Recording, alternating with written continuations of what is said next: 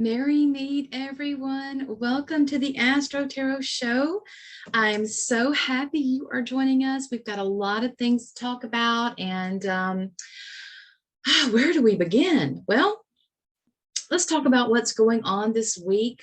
We're just getting over that full moon, that Sagittarius full moon. We're still feeling that energy. This week, Pluto will retrograde back into Capricorn, and that will definitely take us back to the energy of 2020. Remember, we had all of that Capricorn energy. Oh yeah, Capricorn, it was Pluto, Saturn, all of that. It was really much, they had their conjunction. And that we all know what happened in 2020. So, and this is letting us know that there's something that's not finished. There's something that's not resolved. We are needing to go back and we are needing to finish this off. As the South Node and the North Node are moving, they are applying some pressure onto Pluto. And let's not forget Saturn. Saturn is now retrograde. So he is... he's helping. There's definitely some pressure for completion. When Saturn is there, he is Father Time. He is drawing the line and he says, it is time. There is something really big that needs to be resolved. Pluto in Capricorn is the breaking down of structures, and with Saturn involved, this can also include it could be some karmic energy as well. The North Node and the South Node are very important because right now they're in they move retrograde. That is how they normally move. So they're getting ready to switch axis. They're now in the Taurus and Scorpio axis, and they will be changing into the Aries and Libra axis. Well, that is going to definitely cause us a shift and tell us that it is time to evolve. Since 2020, there has been a lot that has happened. Many of those things within the top-down structures. That includes both government and our banking systems. That includes stock market. Money, it's about money exchange. We are being shown many things that we may not want to see, but we need to see because we need to resolve this. You know, this makes us uncomfortable. As humans, we are creatures of comfort. We are all about, you know, Saturn, and we're all about Venus in Taurus, where she's living life, right? And even when she goes into Leo, she still wants to have some fun. So it is only when we are put in the uncomfortable position that causes us to change. And we are definitely being pushed out of our comfort ruts and into change. We like our comfortable places because they're safe and secure, right? But that's not reality. Changes are only constant in this world, and that is what we do. You either change and grow, you evolve, or you don't and you stay stagnant, and which basically you will start to revert back. You will devolve. This energy can be, I also want to mention before I go into what I'm saying that the nodes, the North and South node, will be squaring Pluto for a while. So we may feel like something is just pulling at us, like we're being pulled here and there, that sort of thing. You know, when we have the South node and the North node, that's the North node is where we're going, the South node is where we've been. So, you know, we could feel overwhelmed. This could be a big time for us to feel like it's just too much. It's just way too much. Make sure that you are practicing self-care and you're not saying yes when you need to say no. Make sure you're getting the rest you need and hydration here in the northern hemisphere. I know here where I'm at, on the coast of Georgia, it's getting really hot, and hydration is so important. Make sure you're drinking enough water. Remember, just because you can doesn't mean you should. Pluto, I will add that he causes change, and it's not just big change, it's permanent change. And he changes things deeply and permanently. So this energy is wanting us to deeply evolve and to release that which we're still holding on to, or work through that which is that hasn't been resolved. Before I go any further, I want to touch into Celtic astrology. And I'm going to go in it to just a little bit to just explain to you what the energy is going on for this month. So on June the 10th, we begin the Celtic month of the oak tree, and that will last from June the 10th to July the 7th. This month contains the holy day of the summer solstice, which is midsummer, Litha. And this marks a time when the king is at his zenith. The Sun King has risen to his height on the throne. And after this month, the symbol for the oak, I don't want to forget that, because that is very important. The symbol for the oak is the white horse, or the golden wheel, and the planet is Jupiter. The gods associated with this month are Zeus or Jupiter, and the Dagda. Now, the Om for this is Duir, which is D-U-I-R, and that means door. And as we know, the oak tree is strong and stable. It has deep roots that dig down deep in the earth that allow them to survive some of the gnarliest of storms. It's stable, and I don't know if any of you have a carpenter in your family, but carpenters will tell you the best wood to use for your front door is oak, because it is so strong. And it was the best one to use to keep the outside elements away from you, to protect yourself from that. So now we're having oak being a part of protection. So being strong and stable, it is something that we can look at. This is a door. And we need this, remember this is a door. This represents a door. The Druids associated the oak month with transmigration of human evolution. And to them, this was the turning point of our human earthly experience. It's a journey. They viewed this experience as the soul being raised to the heavens, the higher divine planes, to be reminded of our purpose on earth. Why are we here? We're not here to accumulate assets, of course, but why are we here? That is the biggest question. It is a time when humankind will either rise and evolve, or they will fall. The oak month is connected to the thunderbolt and is associated with the Dagda, because it was the Dagda who protected the earth from drought by changing the weather. He is associated with the thunderbolt. So it is said that he created the storm that allowed the rains to come and water the earth to save them from drought.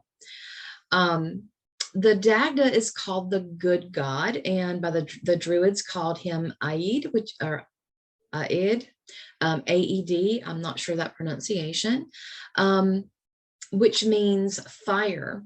And another one of his names is Ruad Rofessa, which means Lord of Great Knowledge. His consort was the Morgan, and with her influence, he was connected to the primeval forces of life and death. He was light and she was dark. So we see how that is a wonderful combination there, right? That's a nice balanced combination. The oak month holds the summer solstice, which marks a turning point. And this is symbolically, it is marked by a solar eclipse, which this year that's not going to happen. We've already had our eclipses.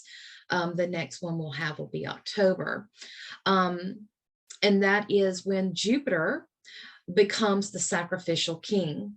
Or we can look at more of the Celtic, or I should say Welsh myths, where a talisman that represented the sun deity was sacrificed to his darker twin, Avagdu, so that he could assume control over life force energy. Life force energy is the sun.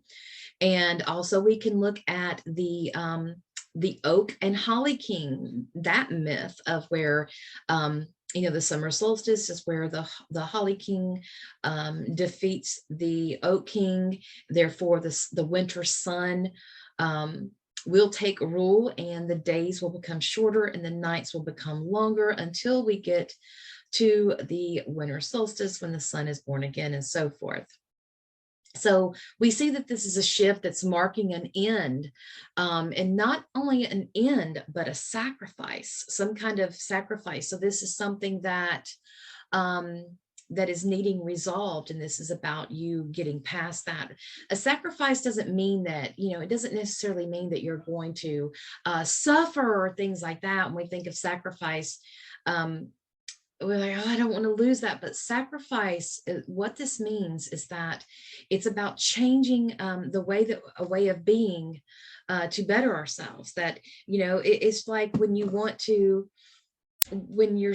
stop drinking, you can't go hang out in the bars still, right? You can't go do that any longer, because that's going to make you go backwards. It's not going to help you rise. We have to think about that. So you're sacrificing, hanging out at the bar on Saturdays for something else. This is the next journey. You are sacrificing, you are leaving the past behind so that you can go forward on the next journey. So evolution is definitely present in this reading this week, especially for this month. I want to look deeper, as our astrology is really calling us to step up. We are at the tail end of Jupiter and the North Node conjunction that happens at 3 degrees of Taurus. And this is a very rare event. This is not something that happens a lot, but it's making us look at our future in a different way. Last time this happened was in May of 1929, and we'll talk more about that in just a moment. But Jupiter, I want to add, now Jupiter spends roughly a month in each sign, so it takes him 12 years to make his orbit. So he's generally trustworthy. He's stable, right? He is, he's operating on a schedule, so you can bank on him being there, right? Now, he's reliable, and this is going to affect us. This whole energy is going to be individually as well as globally, as within so without, right? So we can look back to 12 years ago in our life and see what was going on then. The last time that he was in our he entered Taurus, I think it was 2008. I don't know, I put that on one of the last shows, but we can look back at that time and see what was going on. I do believe there was some stock market issues that went on. I haven't listened to that recording or read it again, so I urge you to go back and check that out. You can do that on my YouTube channel. So we can go back and look at this, and the biggest part that we're looking at, we can look back 12 years to see how we have evolved since that time. Now, what we really need to concentrate on is the North Node. Now, I want to look at the North Node just a little bit. The last time the North Node met up with Jupiter was that is going to be the biggest part to decipher how this energy is going to go. And that's what astrology does. It looks at patterns. Okay, it's like, okay, we have this placement. The last time we had this placement, this is what went on, and so forth. Now, I do want to add that with Venus, Jupiter's going to be having a little dance with Venus throughout the summer, and this is really going to impact the energy too. But before we get into that, with the North Node, which is called Rahu, you'll hear that a lot in Vedic astrology. When the North Node is involved, or Rahu is involved with the energies, it can cause some blow-ups or some aggravations. The energy is also expansive as well. So he will expand those signs that he comes in contact with. There's a lot of debate on whether the North Node, Rahu, and Jupiter conjunction will be good or bad. I feel that it's neither good nor bad. It's simply how we respond to it, how we work with this energy. I think that's going to be the biggest thing that we need to consider. So in saying that, let's look at this a little bit more on timing. Now, this conjunction is going to be between May the 30th through June the 4th. But we're still feeling this energy. It's not something that just happens during that time and then it's over with. This is rippling of energy. So we will continue to have this rippling of energy. This is definitely going to mark a shift in energy. We will be feeling this both individually, globally. Now, I want to add something because this can be a little bit confusing. The North Node or Rahu, is not an object. It is simply a mathematical position, but it is a very powerful mathematical position in both Western and Vedic astrology. So this is really intense energy that will be resonating for a while. I do feel that this will be good because Saturn will be in this mix. He will be having a sextile with them both. And what a sextile, this is good energy. And he will be, right now he is in Saturn's ancient home of Pisces. Yes, Jupiter used to be a Pisces placement, but so Saturn is sitting in Pisces in Jupiter's home, so it's not like he's going to be nasty with him. He's going to be very cooperative. When you're visiting somebody in their home, you mind your manners, right? You're very cooperative with them. You're in their home. You're in their safe space, so you're working with those perimeters. This is very cooperative energy, and he's trying, when Jupiter's trying to make the changes that he needs to make, this is Saturn is going to offer growth with a foundation. So he's going to help him build a strong foundation with this growth, as well as helping him stabilize prosperity in the future. And this is not for just what's going on right now. This is for time to come. So again, significant shifts. Now, sextiles are very helpful, and I do feel that Saturn is giving his blessing during this sextile to help this energy. Just to aid in bringing the stability of it, because the North Node, Rahu, his name, it can be greedy. It can be irritating and aggravating, and it can just bring in that turbulent, lower vibration energy. So he causes you to get agitated, but he does so for a reason, because that agitation helps us move out of that comfort zone and into one that's going to help us grow, help us evolve. The North Node is also expansive, so he could be offering some expansive energy to this mix with Jupiter and Taurus. But I will say that this can look like temptation. So be careful for distractions that can cause, that temptation kind of stuff. So it'll give you the energy of being able to get carried away very easily. I also want to mention that this is going to be, I mentioned the date this is going to be exact, but these are energy waves and they ripple out. So again, this is an energy that can be felt for a while. Now, Venus is in this mix, like I said.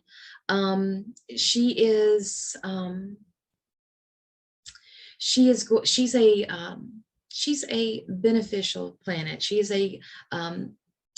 She's offering some good energy here. And while she is in Leo, she's offering warmth and loving energy, the kind of energy that wants to see you succeed. So this is a good energy. I want to put in some dates here just to bring us back a little bit. I don't want us to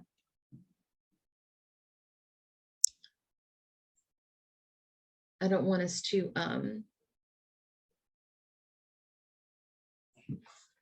get lost on here.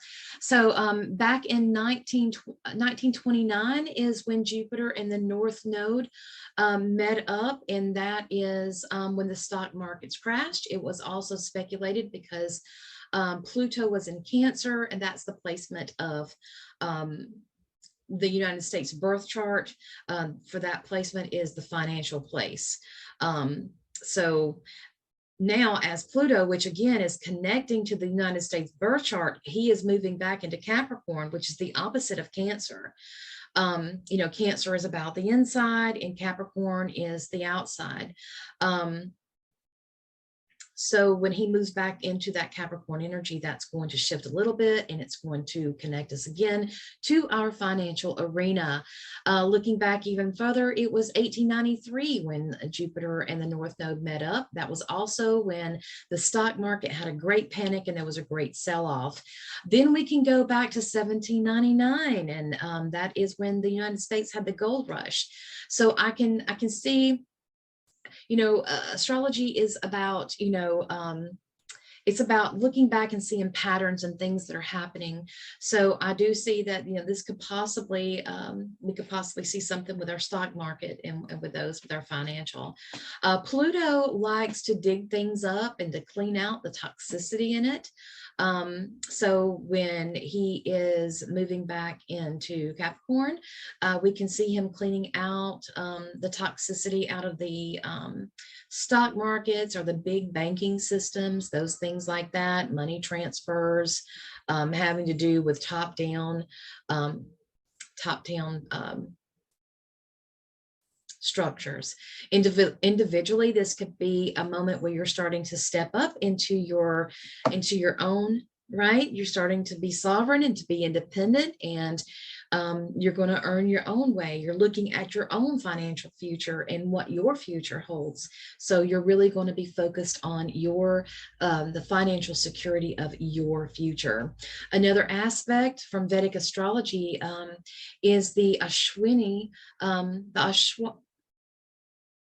Ashwini Nakshatra, which is located at 0 to 13 degrees and 20 minutes of Aries. This is known as the horse-headed twins, and they were the physicians to the gods. But this is where the meeting of the North Node and Jupiter is connecting us to. When we look into the sky, we're going to see it in that aspect. So this placement is very important in Vedic astrology. The nakshatras are known as lunar mansions, and the placement has been used to determine favorable days, such as weddings, different ceremonies, and, you know, conducting different events that rituals, you know, that sort of thing. Ashwini means Ashwini means a female horse, and it represents new beginnings. So this is more energy toward evolution and us growing. You know, people say, you know, according to Vedic astrology, that when the North Node and Jupiter meet up, it brings significant change into an individual's life. So you know, the North Node can be a little turbulent, but Jupiter is going to rule this. He's an actual planet. He's bigger, so he will be able to tame some of that aggressiveness and aggression, irritable, that the North Node can have, and he will be able to rise above that. This energy has to do with doing the right thing at the right time, as well as giving back. You know, that you give, you always make sure that you give back to others. This can be a placement of spiritual growth, self-improvement, deep healing, and it can go into some alternative holistic healing as well. We could also see something new be developed during this time that will be a part of the healing modality, maybe something, a new invention, something like that. Or maybe this could be, you know, with paths changing, this could be a time where you change your path to become a healer. the aspect of Venus and Saturn, I want to talk about that really quick before we run out of time. Venus and Saturn is adding very supportive energy to this aspect. Pluto is in a square to this event at 0 degrees of Aquarius. Now, remember, this is right before Pluto, the actual happening of Jupiter in the North Node. At the time, at the exact date, Pluto was still in Aquarius at 0 degrees, and he squared that. Pluto represents power, wealth, and control. He can be a bit of a dictator kind of control. And he is adding some tension to this mix. So we could see some power struggles. We could see more of the law, more legal type matters, control. We could see that coming up again, where those top-down structures try to control the people more, try to bring more of a dictator kind of energy to the playing field. Venus is the goddess of money, and in the US birth chart, she represents the labor market. So again, it's connecting us to money matters, control, legal, all the legal matters and the stuff that's unfolding in the stock markets and banking, that sort of thing. On the 13th, Venus and Saturn will have a quincunx. That means that they will have 150-degree aspect. And this is like two strangers meeting in the night, trying to communicate, and they speak a different language. Bummer, right? But, this can be very troubling for Venus, because she's doing the best that she can do. She's trying to be her best self in Leo. She's trying to shine from within, be very powerful and stand up in the full beauty that she is. And Saturn is saying, wait a minute, he's pressuring her over her obligations. And so we're looking at Venus, and she's trying to move forward, living from her higher self, but she's getting pushback from outside forces that's telling her, yeah, but remember this, you have responsibilities that you need to take care of first. Saturn is connected to time. He's known as Father Time. And he's telling her that, you can do all this, but make sure that you take care of those things that you need to take care of. Pisces, and Saturn is in Pisces. Pisces is the sign of self-undoing. So with all of this feel-good energy, this could add to the energy of getting carried away. So we have to be careful with that. Watch out for overspending. Watch out for overindulgence, because Saturn will definitely be there to remind you, hey, don't you forget about this, and don't you forget about that. He keeps us in line. He really helps us, and he wants us to succeed, and he wants us to go forward.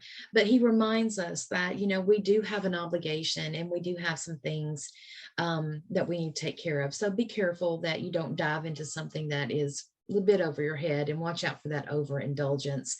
I feel like this energy is really wanting you to become more of who you are, and to remind you that the choices that you make will either help you rise above and evolve, or they will not. You will fall and remain in a static place, and just, in your circle, just completing the same thing over and over and over again. So that is it for the reading.